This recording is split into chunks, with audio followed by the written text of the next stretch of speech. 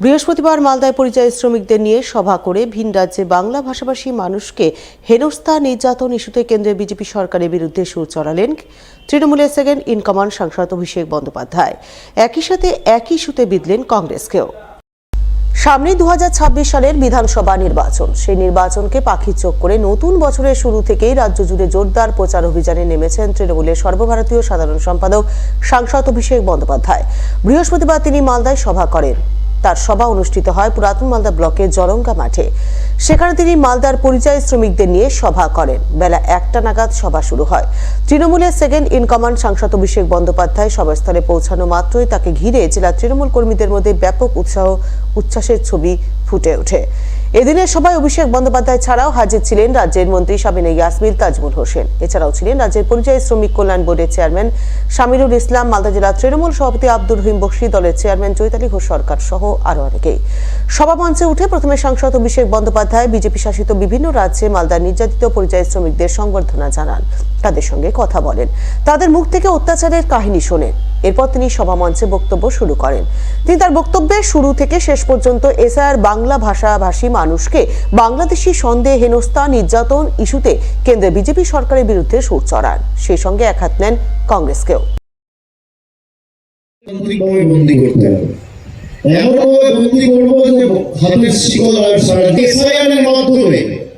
পরিযায়ী শ্রমিকদের নাম কেটে নেওয়ার একটা ষড়যন্ত্র বিজেপি করেছে। বিহারে যারা পরিযায়ী শ্রমিক রয়েছে তাদেরকে হিয়ারিং এ ডাকা হয়নি, বাংলায় ডেকে পাঠানো হচ্ছে। কেন? বাঙালি বলে। আজকে প্রায় 65টা লোক আত্মঘাতী হয়েছে, সুইসাইড করে মারা গেছে আতঙ্কে, ভয়ে যে আমাদের হয়তো জোর জবরদস্তি গাড়ি ধাক্কা দিয়ে বাংলাদেশে পাঠিয়ে দেন। আমরা আছি তো, বলে গেছি নাকি?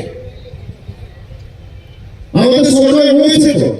ভারতবর্ষের স্বরাষ্ট্রমন্ত্রীর নাম যদি অমিত শাহ হয়, বাংলার স্বরাষ্ট্রমন্ত্রীর নাম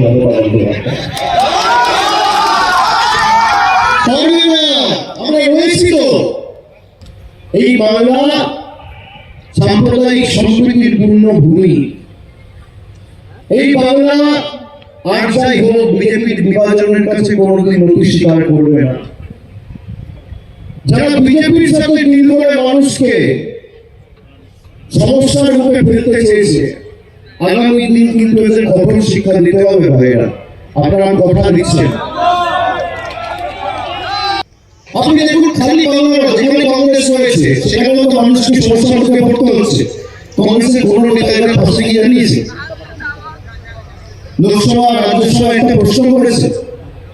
কোন আইনি সাহায্য সহযোগিতা করেছে? একটা কেস আমাকে দেখাতে পারে না। এই জন্যই কংগ্রেস বিজেপির কাছে হারে, আর এই কারণেই তৃণমূল বিজেপিকে হারায়। পার্থক্য এখানে। আপনাদের যা সমস্যা রয়েছে আমি আপনাদের সকলের সাথে আগামী 3 মাস আমার দপ্তর থেকে আমার মনোনীত প্রতিনিধিরা আপনাদের ফোন করে আপনাদের সমস্যা শুনবে, জানবে। আর সরকার চতুর্থবার হওয়ার পর যত দ্রুত সম্ভব আপনাদের সকলের কর্মসংস্থানের ব্যবস্থা আমি এই মাটিতেই করবো। মমতা বন্দ্যোপাধ্যায়ের সাথে কথা